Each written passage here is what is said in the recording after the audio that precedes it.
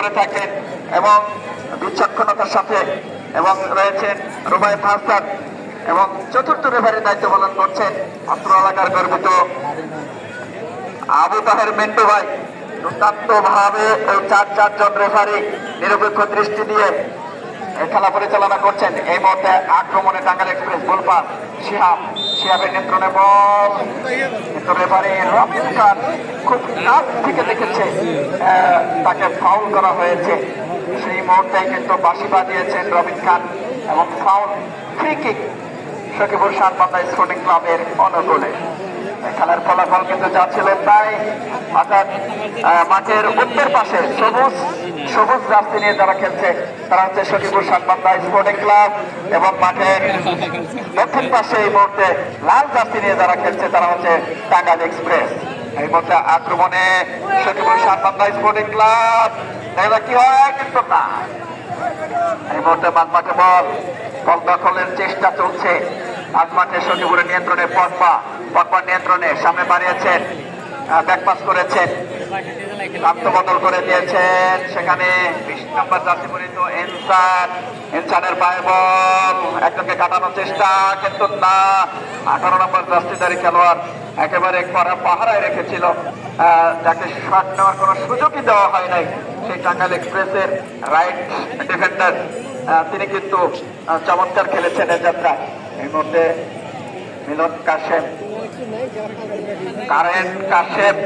খেলার ফলাফল যা ছিল তাই, অর্থাৎ টাঙ্গাইল এক্সপ্রেস 0 এবং সখীপুর সাতবান্ধা স্পোর্টিং ক্লাব 0।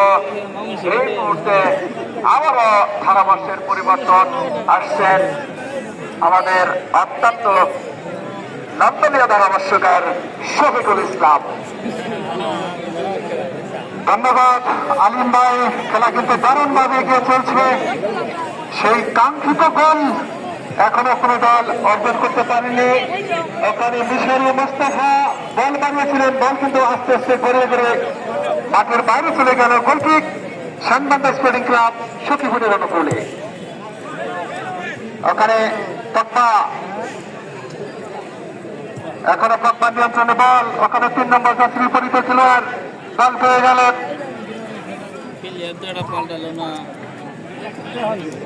সামনে বাড়িয়েছেন ওখানে ইমন, টাঙ্গাইলের বল খেত ইমন আজকে টাঙ্গাইল এক্সপ্রেসের অধিনায়কের দায়িত্ব পালন করছেন।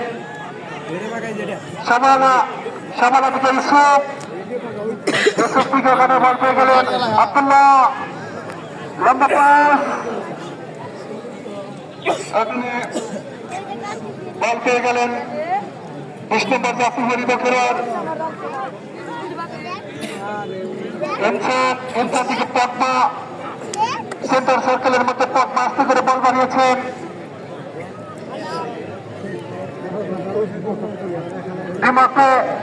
দিমাকো থেকে ওখানে শান্ত টুডু, ওখানে রফিক বাংলাদেশ জাতীয় দলের টাঙ্গাইলের এই খ্যাতিমান ফুটবলার এখানে নিয়ন্ত্রণে বল।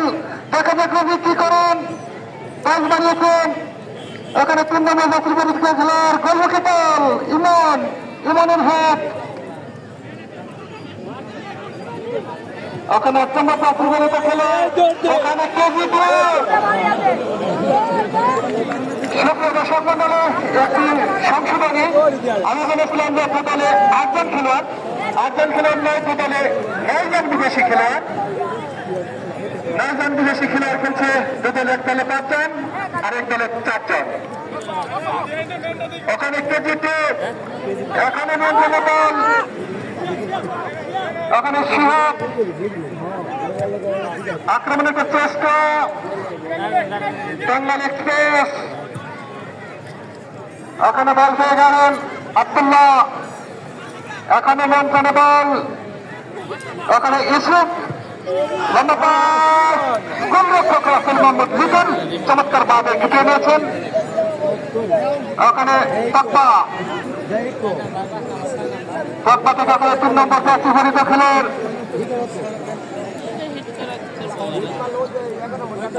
বল চলে গেল মাঠের বাইরে। শান্ত টুডু, ওখানে শিহাব, আলহাস, গাজীপুর পিং আলহাস খেলছেন, বল কিন্তু মাঠের বাইরে। ইউসুফ 14 নম্বর জার্সি পরে খেলছেন, নাগরপুরের খ্যাতিমান এই খেলোয়াড়, বাংলাদেশের ক্ষেতের মাঠ থেকে দাপিয়ে বেড়ান টাঙ্গাইলের হাফ ওয়ার্কাটা ইউসুফ। ওখানে আব্দুল্লাহ, ওখানে পাম্পা বল পেয়ে গেলেন, মাঝ মাত্রার আবার বল, ওখানে ইনসান গোলমুখে বল, গোলমুখে কারেন কাশেম কিন্তু সময় মতো বেরিয়ে এসেছেন। ওখানে ইউসুফ বল পেয়ে গেলেন, ইউসুফ থেকে আলহাজ, আব্দুল্লাহ থেকে এখানে 7 নম্বর জার্সি পরিহিত খেলোয়াড়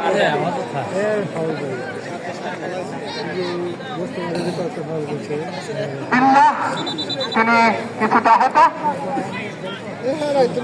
বিদেশি খেলোয়াড় বিল্লাহ, তাকে অবৈধভাবে বাধা দেওয়ার কারণে ফ্রি কিক টাঙ্গাইলের অনুকূলে।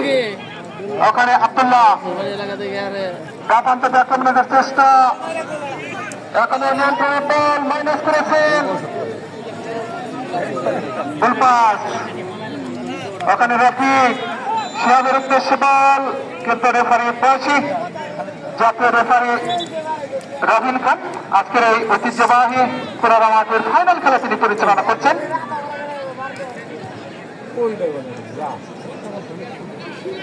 বল ঠিক দিতেছে গো, চেষ্টা কম করতেছে। ওখানে অবৈধভাবে বাধা দেওয়ার কারণে রেফারি অবশ্য রবিন খান ফ্রি কিকের বাঁশি বাজিয়েছেন বিপজ্জনক জায়গা থেকে। সুপ্রিয় দর্শক মন্ডলী, আপনারা উপভোগ করছেন খন্দকার আব্দুল বাহাদুর সিটি ফুটবল টুর্নামেন্ট 2025-এর ফাইনাল। সম্মানিত প্রধান অতিথি জনাব রবিউল নগরী সাহেব, মাননীয় সংসদ সদস্য 135 টাঙ্গাইল 6 মঞ্চে বসে আজকের এই ফাইনাল খেলা উপভোগ করছেন মিসেস মমতাজ খন্দকার, খন্দকার আব্দুল বাহাদুর সাহেবের সহধর্মিনী এবং খন্দকার পরিবারের এক ঝাঁক অতিথিবৃন্দ মঞ্চে রয়েছেন। খন্দকার আব্দুল বাহাদুর সাহেবের জামাতা পানি সম্পদ মন্ত্রণালয়ের মাননীয় উপসচিব এমডি রিজাউল হক মঞ্চে বসে খেলা উপভোগ করছেন। ইঞ্জিনিয়ার শাহরিয়ার নাসির, খন্দকার শাহরিয়ার নাসির জয়, ব্যারিস্টার খন্দকার সালমান শামজিদ এবং বাতিল সাহেবের সুযোগ্য কন্যা স্বপ্ন খন্দকার, যিনি বাংলাদেশ ঢাকার উন্নয়ন কর্তৃপক্ষ রাজুকের সম্মানিত ডেপুটি ডিরেক্টর কন্যা স্বপ্ন খন্দকার মঞ্চে বসে খেলা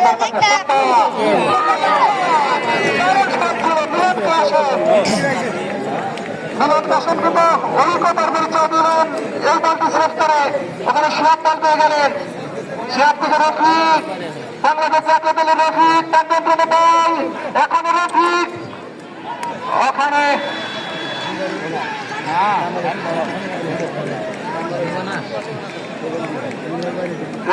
অত্যন্ত দক্ষতার সাথে খেলা পরিচালনা করছেন।